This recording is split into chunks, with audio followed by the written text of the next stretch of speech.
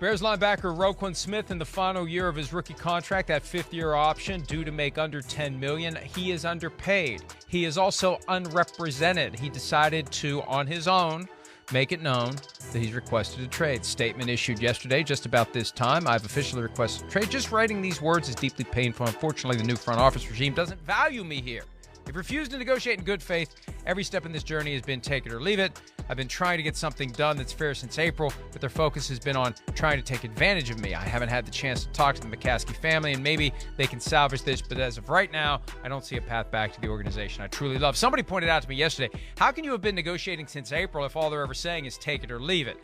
But look, this is part of the problem of a player representing himself. It does create awkward conversations.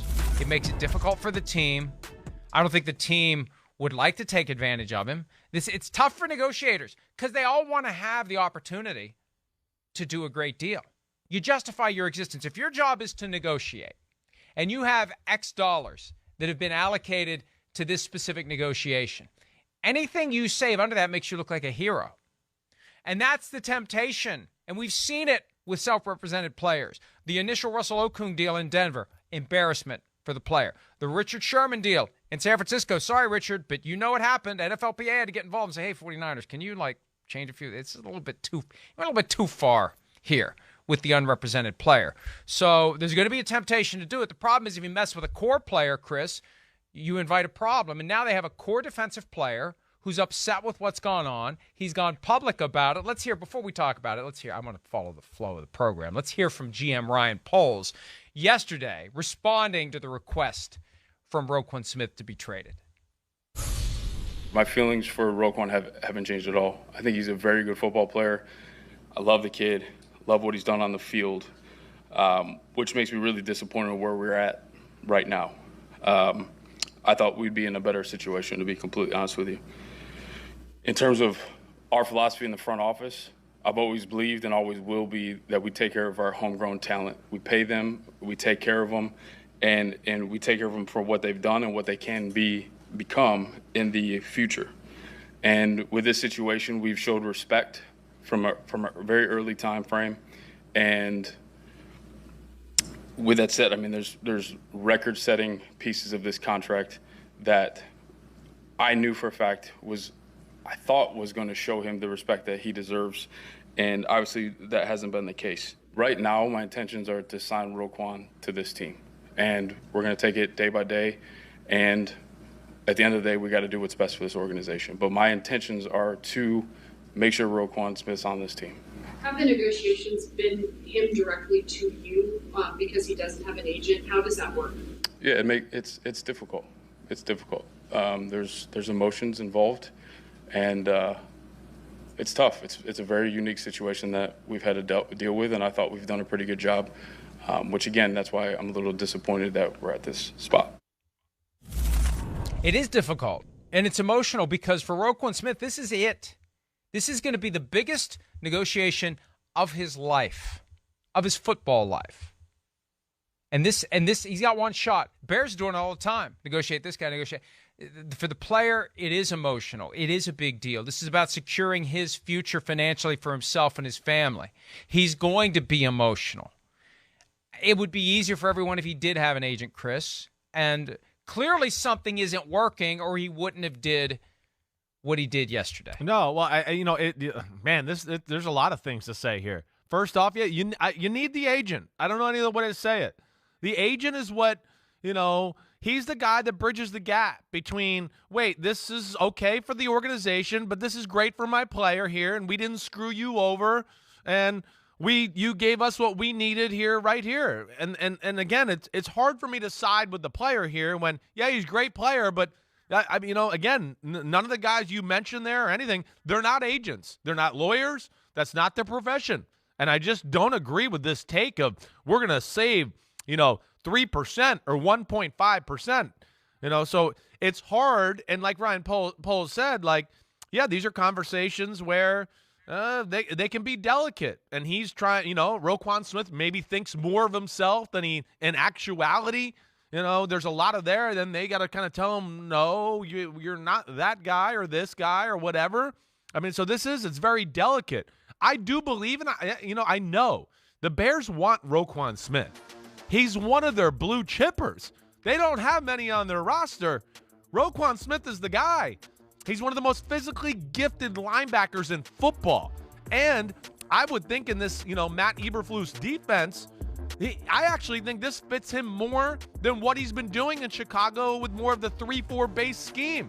Now they're 4-3. Wait, just worry about this gap, and if the ball doesn't come into your gap, then you just go run and make the damn tackle. And he's a tackling machine. He's freaky that way. So I do think that, they understand the value to him there, but there's obviously a disconnect. And I can't imagine them letting him out the door here easily for the reasons I just stated. I think they want him to be their, Shaquille Leonard, right? That's what we're calling him now, right? In Indianapolis. That's still not going into my head the right way. But I would think Matt Eberflus wants Roquan Smith to be the quarterback of his defense, just like Shaquille Leonard was in Indianapolis.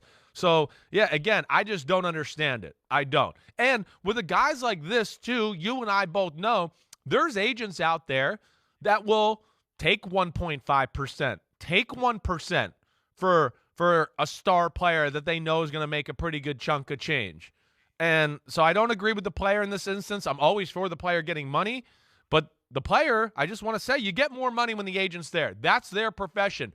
I mean, geez, it's like asking the agent to go play middle linebacker. I don't want to see that. He's not qualified. And, a lot of these players are not qualified to negotiate contracts. And I'm not trying to disrespect anything. If I was in that instance, damn, I know I couldn't do it. I know I couldn't. There's no way. And I think there's a lot of other players that would feel the same way too, and I hope they can figure something out to make it work, because I do like Matt Eberflus. I like Roquan Smith, and, the Bears are a storied franchise, and it's just a crazy thing to see here with this. Example I use all the time. My house needs to be painted. I don't have the time to do it. I don't have the skill to do it. I would rather focus on the things that I'm capable of doing. Some would disagree on my level of capability, but I would rather at least focus on the things for which I can generate revenue that will pay for the house to be painted by someone. That was my dad's approach all the time. We were as lower middle class as you could be. But he always said, there's somebody out there who does this for a living. We should let that person do this and support their endeavor, and I'll focus on what I do instead. And it worked. It worked. Yeah. It's great. Yeah. Even though I don't know where we got the money to pay those people, but that's the attitude. Don't do things that you don't have the expertise at doing, and it takes you away. Look, he's got to get ready, and I know he's not practicing, but it's still training camp. Yeah, he's still training, learn lifting a new out, defense, going to meetings, working out. He wants to be ready to go week one if he does get a new contract. It reminds me of the Michael Corleone line from The Godfather. It's not personal, it's strictly business. For an agent, it can be strictly business. For the player, it's too personal. It's inherently personal.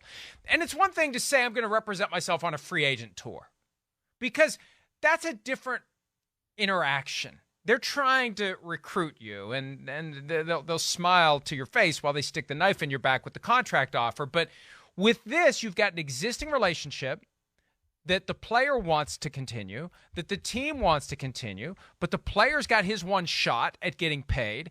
The team is trying to manage an entire roster, as Ryan Poles said. You got a salary cap to worry about. The player may have an inflated value on his overall abilities. The team is more analytics-based and more objective. And how do you sit across from the table and say to the player, you're not as good as you think you are?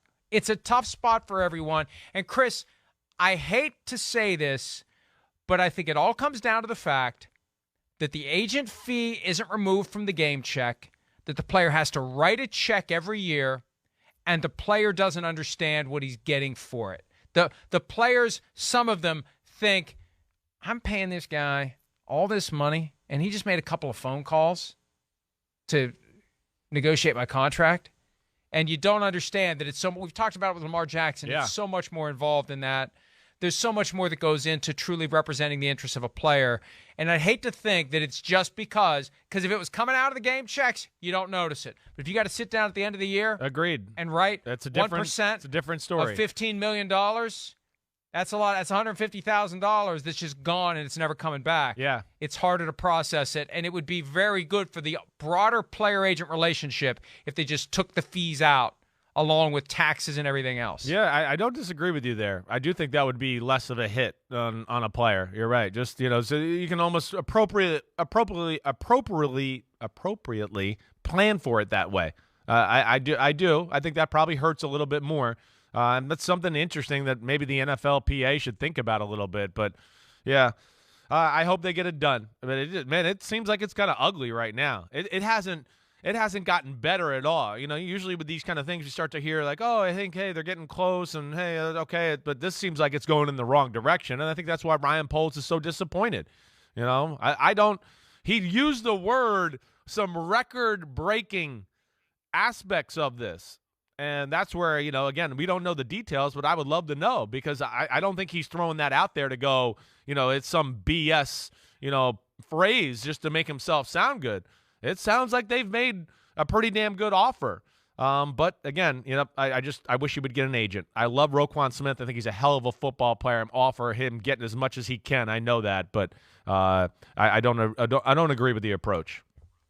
Yeah, and we've talked about this before as it relates to the hold-in. Most of them, I think all of them so far, have resulted in a new contract. At some point, you reach an impasse. At some point, you say to the player who's holding in, go get your helmet. Time to get to work. I don't know what happens here. And he can't leave. Well, he can. I mean, he can do whatever he wants. But if he leaves, then they send the 5-day letter. If he doesn't come back, he's shut down for the whole year, can't play for anybody. Now, I don't know how aggressively the Bears would pursue something like that, but that's why it's always better to hold out than show up and consider leaving. Once you're in and you leave, it's so much harder to exercise rights under the CBA. But right now, at some point, we got to get ready for week 1 if we're not going to work out this contract. So we'll see how that plays out. Hi, I'm Mike Tirico, and thanks for watching. Make sure to hit subscribe for the latest news and highlights from NBC Sports.